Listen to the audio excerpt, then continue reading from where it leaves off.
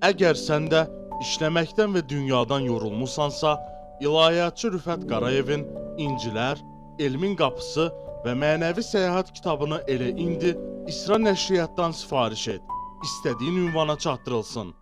Xəyyam İbadov yazır ki, hacı namaz qılarkən azanın bitməyini gözləmək vacibdir, ya azan oxuna namaza başlamaq olar? Əzan çağırışdır. Çağırış olduğu zaman artıq biz o əzan vasitəsilə namazımızın vaxtının daxil olduğunun xəbərdar oluruq ki, artıq namazımızın vaxtı daxil olubdur. Əzan veriləndə Quran oxusaq belə buyurulur ki, Quranı dayandırıb əzanı dinləyin. Vaxtımız varsa, fürsətimiz varsa əzanı dinləyək, əzan bitsin.